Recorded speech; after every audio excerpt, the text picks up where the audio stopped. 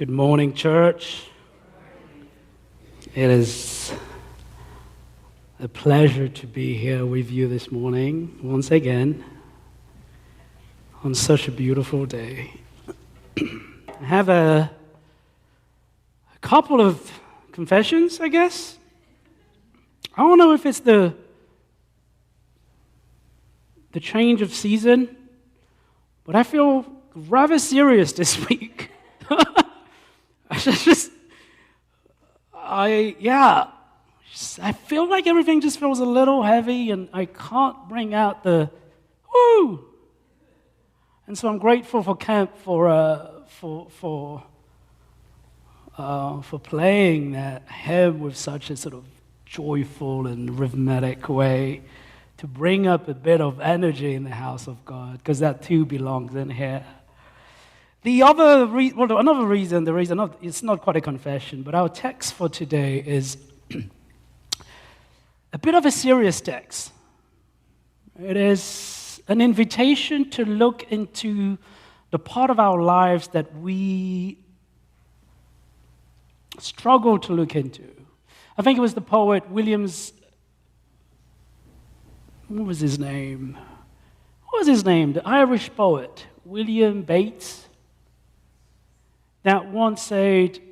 William Butler Bates, that once said it is harder for someone to look at the dark coldness of their own soul than it requires more courage to look into the dark coldness of one's own soul than it takes a soldier to fight on the battlefield. And when I look at the story, when I reflected over the story over the past couple of weeks, it was difficult to find anything that's not kind of heavy and introspective, that isn't inviting one to go and look into one's own soul, the dark parts of our lives, the dark parts of our world, and not come out of it with a heavy heart. And so I'm struggling this morning to not bring this mood up to our time together. But I thought about something. Why not tell a stupid story? And so we'll begin with a stupid story. Is that okay? We'll get it out of the way, get all of us up here, so then as I continue the service, we can then go back down, right? But pray with me before we start. Dear Lord, thank you so much for inviting us one more time to step in front of you. And I hope that we can see ourselves as you see us, truly as we are. And we know that some of it is beauty and depth, but some of it is a little shallow and some of it is a little dark. And so we ask for your courage to be able to hear from you the things that we might not want to hear every week. And the courage to do the work of examining our own lives, and especially the corners that we struggle to look at. Shine your loving and gentle light on those things that we may be reminded that with you, the promise of newness, the promise of transformation, transfiguration is real and is possible. Speak to us one more time, we pray. Amen. Some things can be lost to memory, forgotten, like old stories, but not all things. Some things refuse to go away. Some things refuse to stay buried. They cling to us, I guess, like a shadow or like a stinky, wet dog that just won't stop showing up in places you don't want it to show up. I'll tell you what I mean by that. I was 11. Dumb story, by the way. I was 11, and it was the summer of my 11th birthday. And as it was the custom at home, during the summer, my mom would ship us to my grandparents for a couple of weeks. They lived by the beach. And they didn't live in a city, they lived by the beach, where kids could just roam around and do whatever they wanted to. It was my favorite time of the year. It's the holidays, I get to meet with my cousins, especially my cousin Bart. Because him and I are kind of the same age. He was actually my uncle, by the way, but we were the same age, and so he's like my cousin. And so it was. I remember it was towards the end of the summer holidays. It was actually the last weekend before I was, being shipped back to my parents. And it's a Friday, and we decide that we're gonna go we're going to go one more time down to the beach and watch the fishermen come in and bring whatever they caught overnight. So they're coming in from the ocean. This is where all the fish boats will come, and we like being there, and sometimes we'll get free fish to take home. And so we're there, but somehow that day, we either came too early or came too late. There was no one there but us. And so like, should we wait? What are we doing? We're walking around, and we start smelling this really, really, really disgusting smell. So bad that this idiots that we decided to go find out what the source of it was. All right, and then we found it, and we found the source of the this smell, and it was a dog. It was a dog in one of those tide pools, tide pools, right? And he's in there, and it smells so bad because this is where like some of the stuff that get washed over, or the foam and all that kind of stuff stays. And this is also where the fishermen would clean their fish before they take it to the market, right? And so he's in there, and it smells so bad, and this dog is shivering. And we're like, oh, dude, we've got to help this dog. And as we're trying to help it, we realize that tied to his tail is a string with a bunch of tin cans. And since this either was like a bad prank or a really terrible prank, or an owner who did not want its dog anymore, and so they tied this thing so that it would rattle and get the dog to keep going and not come back, right? And he's in there in this muck, this disgusting thing with rotten fish, and he smells so bad. And my cousin and I decided we're going to help him out, and we're struggling to do it. It's not aggressive, but it's shy, it's scared, But eventually we were able to wrestle him down and untie the thing. And as we untie the thing from his tail, he gets up and he runs away from us. And my cousin and I look at each other and we're like, dude, we just fixed the world.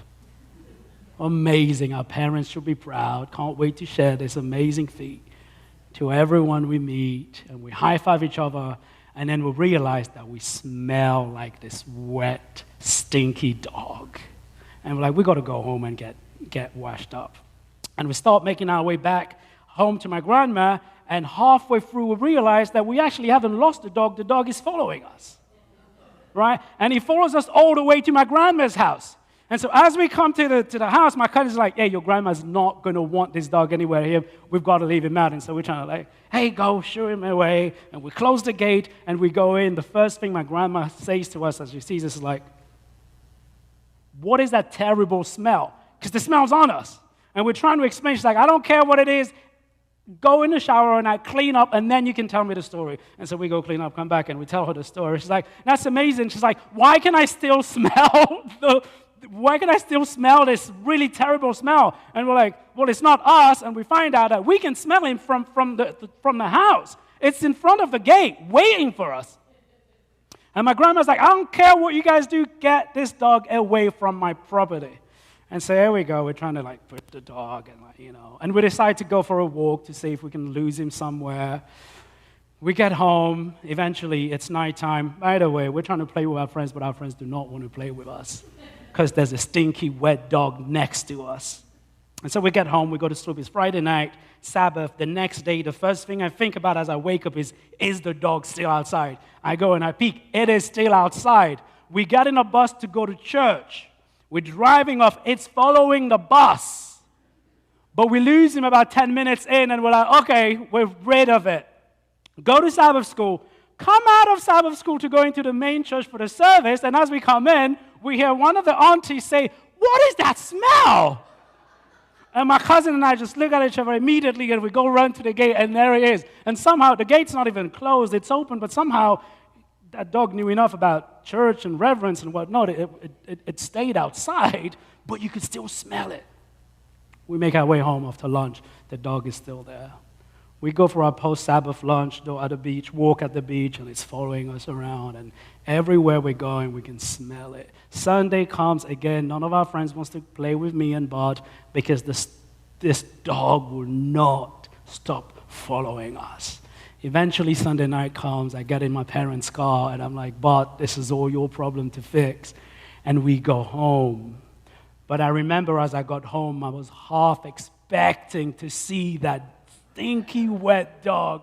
And we live on the south of the island, and my grandparents live in the north, because the whole weekend it would not stop following us. And so I spent my last weekend of holidays with this really disgusting smell following me around. And I'm sharing you this story because I feel like sometimes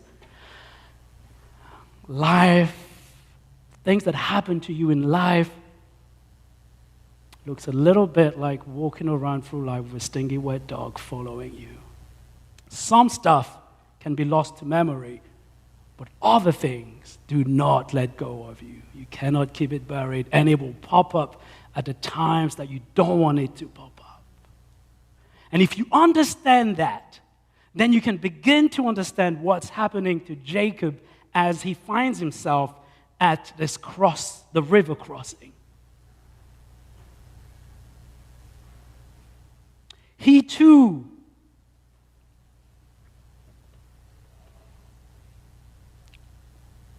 had a stinky wet dog, I guess, following him around. He's at the edge of the Jabbok River, and the text tells us that it's a crossroad, right? He's leaving Laban's homestead with his family, and now he's at this crossroad where he's about to meet his brother. And although the text says he's at the river crossroad, what it's actually saying is, he's not just at the edge of the river, he's also at his edge of the capacity to deal with the question of his past and his identity. He cannot keep this thing buried anymore. Jacob, the supplanter, the deceiver, the thief, Jacob who cannot be trusted, these voices can no longer be kept quiet. A comment from a friend, a look from a stranger, or a look in a mirror, an insecurity continuously building up inside of him and constantly popping up in his life. He cannot keep it buried. He's tried his best. In fact, he ran away from his past.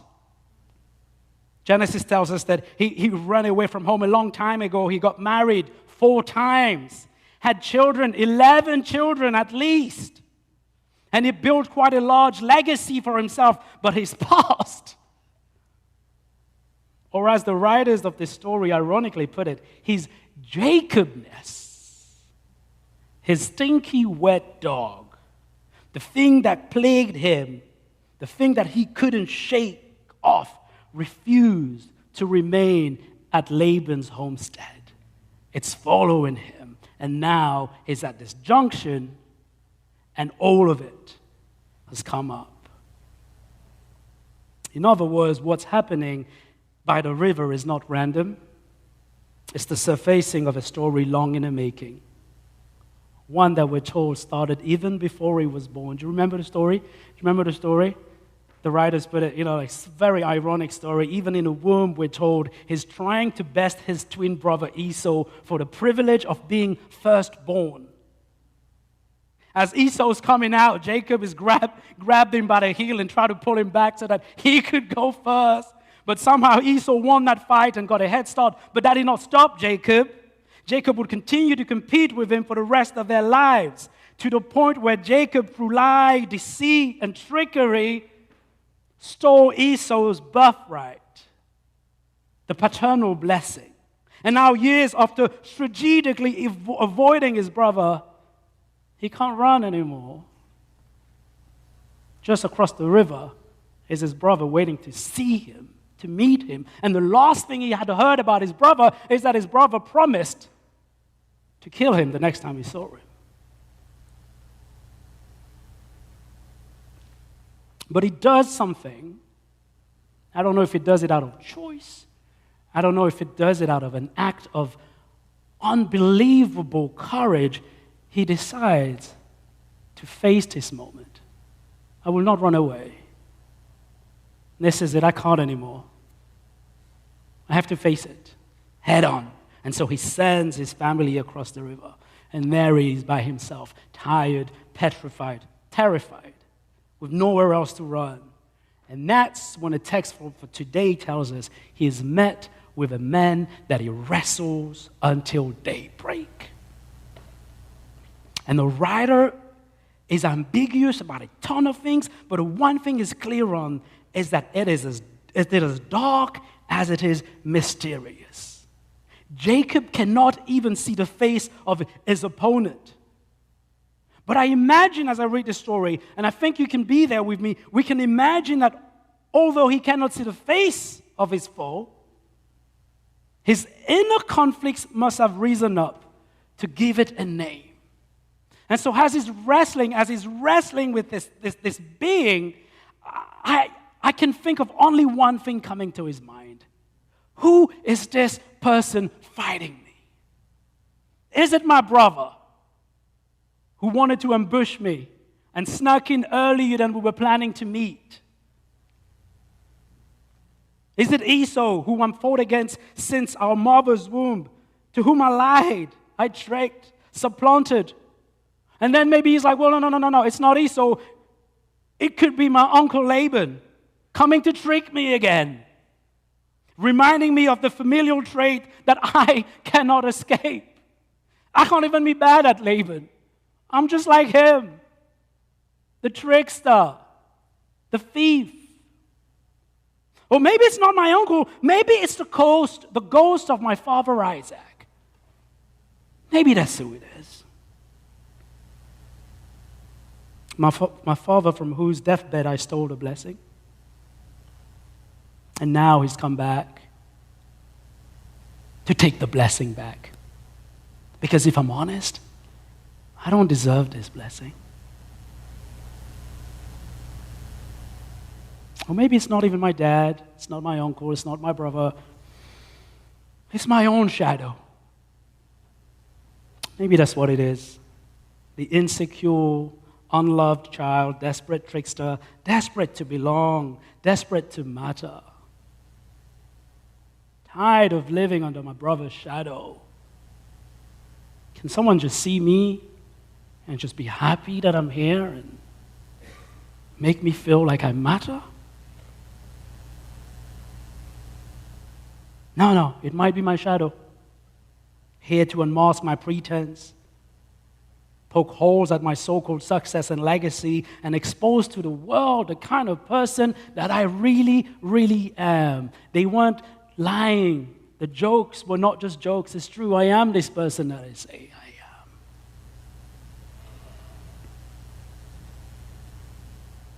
But the writers tell us that eventually he comes to the conclusion that it is God. Maybe this is God. God's own self forcing me to face my shadow, the darkest part of myself, challenging me to stop pretending, to stop fighting everyone else, to stop running, to let go of my need to seek approval and blessing from others, and to find a blessing that is already mine. God, that merciless foe who will not let me be, not until I am broken open and made new. That's where he lands. It has to be God. And the writers tell us that he wrestled with this person all night long. He wrestles with himself all night long. You know, when you read the whole story, you get a sense that he's fighting a stranger, this holy other, but at the same time, he's fighting someone intimately known to him. Someone who knows him and knows him enough to know where to wound him. I'm reminded here of the Thomas Merton, the quote from Thomas Merton. Remember this line, "Therefore, there is only one problem of which all of my existence, my peace, and my happiness depends. To discover myself in discovering God. And if I find God, then I will find myself. And if I do find myself, then for sure, I will find God." And that's the beauty and the agony of this struggle, right? Jacob isn't just fighting for his survival, he's fighting for self-recognition and self-understanding. He refuses to let go because he senses that in wrestling the stranger, he's also wrestling himself, his true self. And it is only in facing both God and the self that any person has a chance to receive the blessing that has been theirs to have, the blessing that Jacob himself has been chasing all his life. I must face God. I must face myself, or in the way that Thomas Merton puts it, it's all just one thing. Chase God and you'll find yourself. Find yourself and you will discover the God that has been calling you all along.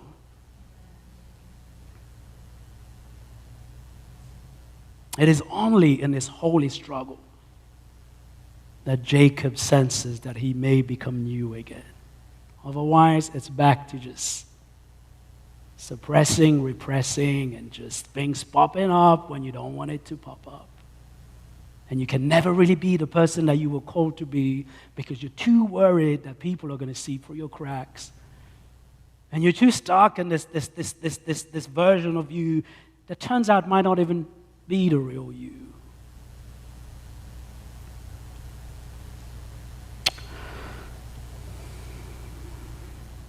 And so the dawn comes and the stranger tries to flee. And Jacob holds on tight and says, "No, I will not let you go until you bless me." This is hard, this is difficult, but we're here now, and there's no way you're leaving without first finding a way to make me whole. If not completely whole, whole just a little bit more. Because I cannot continue living in the shadow of my past.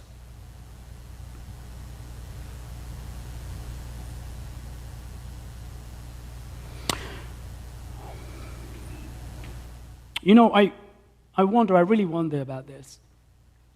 How many of us wrestle like this for the things that we really want? One of the things that I hear often as a pastor is, "Well, pastor, it is what it is. God's will be done. God will find a way." And I don't think they're wrong. I don't think I'm wrong when I say God's will be done, but the Jacob story pushes back a little bit against that kind of orientation. As someone much wiser than me once said, every prayer may inevitably end with "Thy will be done," but it often or almost always begins in a place of struggle. We were not made to go quietly. God, he says, wants us to put up a good fight. In fact, it is resistance that God loves. And so don't let go. Don't let go. I will not let you go until you bless me. And I get it. This holy struggle is tiring, like all struggles. And I can imagine that struggling with the self is probably even harder than struggling with God. To look into the darkest corners of our soul and face up to one's deeply hidden fears, insecurities, sins, weaknesses. It's hard, but if there is anything worth noting in this story, in Jacob's witness, it is that there is a blessing that can only come out of a holy type of struggle. It is in this very struggle with the self and with God that Jacob finds a blessing and a new hold on life. It is in facing what he had done to his brother and owning up to it, what he had done to his father and owning up to it, in facing the shadows inside of himself and accepting that although he participates in his own demise, this world also made him who he was.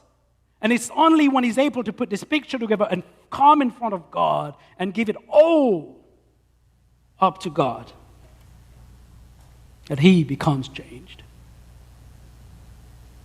I will not let you go until you bless me. I think about this world. I think about the news. I wonder, we're talking about omnipotence and God goodness in the Sabbath school right now. But I wonder if we believe in a God that has the power to change our circumstances and change the trajectory of this world. I wonder what would happen if more of us wrestled with God for the type of world that we want to see. What would be different? I wonder if in my own life, if I was to wrestle with God, with some of the darker part of the things that I'm trying to connect in my life, if we were willing to just until we get something from God, to just wrestle and hold God accountable, give me a blessing, what our lives would be like. Can I give you some homework? And I'll go sit down. I took a page of your book, Debbie. I'm trying to be a good teacher. I'll give you some homework. When you get home today, think about Jacob's story again. Read it up, think about it again, and think about your own stories of struggle. Think about whatever it is that you desire to change in your life and a thing that you desire to change in the world. It can be anything. I am sure that most of us have something right now that we would love to see different, a way in which we would want our own life to change. It could be a friend, it could be about a family member, it could be about ourselves, but we come to God and we go, dude, like, I just need this to change. This is my desire right now.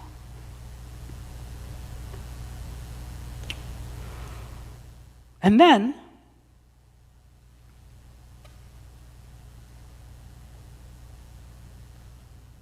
retell that story in your own words.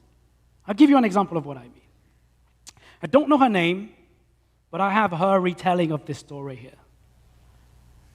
This is her retelling of Jacob's story as she puts herself in the story. And it reads like this. Jacob was having a lot of problems with his family.